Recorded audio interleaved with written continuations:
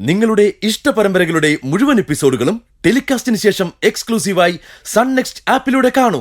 Indian ഉപഭോക്താക്കൾക്ക് മാത്രം സൗജന്യം. അമ്മ മതി അമ്മ. വാതുറക്ക്. ആ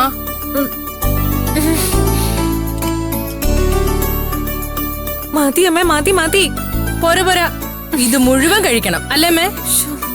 അതെ, പ്രസവരക്ഷയല്ല, പ്രസവാനന്തര രക്ഷയാണ് സ്ത്രീകൾക്ക് പ്രധാനം. 10 മാസം അനുഭവിച്ച പീഡകളിൽ നിന്നൊക്കെ ശരീരത്തെ പഴയതുപോലെ ശക്തിപ്പെടുത്തണം, ദേഹം ഒന്ന് പുഷ്ടിപ്പെടണം. മോളെ, ഈ സമയത്ത് കിട്ടുന്ന ഒന്നും വിട്ടുകളയരുത്. കുറച്ചു കഴിഞ്ഞാ ഈ ഒരു ശ്രദ്ധയൊന്നും വീട്ടുകാര് കാണിച്ചു എന്ന് വരില്ല. ഇത് കഴിച്ചതിന് ശേഷം അമ്പലത്തിൽ നിന്ന് കൊണ്ടുവന്ന പ്രസാദം കൂടി കഴിക്കണം. അതെ, കുടുംബത്തിന്റെ സന്തോഷത്തിനും സമാധാനത്തിനും വേണ്ടി പ്രത്യേകം പൂജ ചെയ്ത പ്രസാദാ. അമ്മേ, എന്താ എന്താ മധു? നീ കാര്യം പറ മധു. പറയാം. പ്രിയ ജയിലിൽ നിന്ന് ഇറങ്ങി.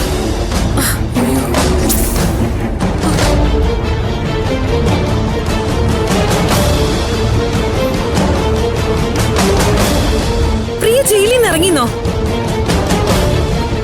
അത് കാലാവധി കഴിഞ്ഞില്ലല്ലോ. അമ്മ, അവള് വിചാരണ തടവുകാരിയല്ലേ, ശിക്ഷ വിധിച്ചിട്ടില്ലല്ലോ.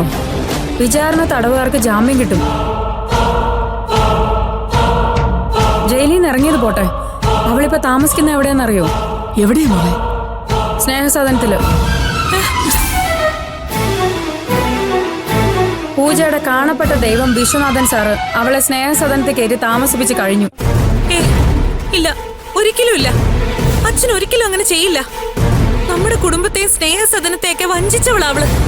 ക്രിമിനൽ, എന്തും ചെയ്യാൻ മടിയില്ലാത്തവളാ. അവളെ അച്ഛൻ അവിടെ താമസിപ്പിച്ചെന്നോ? ഇത് ഞാൻ വിശ്വസിക്കില്ല. ആന്റി ആരോ പറ്റിച്ചതാ. എന്നെ ആരും പറ്റിച്ചില്ല, പക്ഷെ നമ്മളെ എല്ലാരും കൂടി മൊത്തത്തിൽ അങ്ങ് പറ്റിച്ചു. ആ പറ്റിച്ചത് വേറെ ആരുമല്ല, മാന്യശ്രീ വിശ്വനാഥൻ അദ്ദേഹം. വസന്തണ്ണ ഇപ്പൊ വിളിച്ചു പറഞ്ഞത് അവള് ജാമ്യത്തിൽ ഇറങ്ങി നേരെ ചെന്നത് സ്നേഹസദനത്തിലേക്കാ, വിശ്വനാഥൻ സാറിന്റെ മുന്നില്. കരഞ്ഞ് കാല് പിടിച്ചു. ആദ്യകാല മോളല്ലേ, അങ്ങേരുടെ മനസ്സലിഞ്ഞു. അകത്ത് കയറ്റുകയും ചെയ്തു. ഒരു വിച്ചനാജൻ ചാറും. അമ്മേ, അച്ഛമ്മേ, ഞാൻ ഇപ്പൊ തന്നെ സ്നേഹസദനത്തിലേക്ക് പോവാ. ആന്റി പറഞ്ഞതൊക്കെ സംഭവിച്ചിട്ടുണ്ടെങ്കിൽ ഞാൻ അച്ഛനോട് ചോദിക്കും. ഒരു തീരുമാനം ഉണ്ടാക്കിയിട്ട് തിരിച്ചു വരും. അല്ല മോളെ. മോളെ നില്ല്. ഇത് വളരെ സൂക്ഷിച്ച് കൈകാര്യം ചെയ്യേണ്ട കാര്യമാ. എടുത്തിയാട്ടമല്ല, ചിന്തിച്ചുള്ള തീരുമാനമാ വേണ്ടത്. ഒരു വലിയ ദുഷ്ടയോടാ മോൾ ഇടപെടേണ്ടത്. ഇപ്പൊ ആരും അങ്ങോട്ട് പോവുകയോ വിളിക്കുകയോ വേണ്ട. അർജുൻ വരട്ടെ, അർജുനോട് കാര്യങ്ങൾ പറയാം. അവൻ എന്തെങ്കിലും ഒരു തീരുമാനം ഉണ്ടാക്കട്ടെ. അതെ മോളെ, മോളിപ്പോ അങ്ങോട്ട് പോകണ്ട.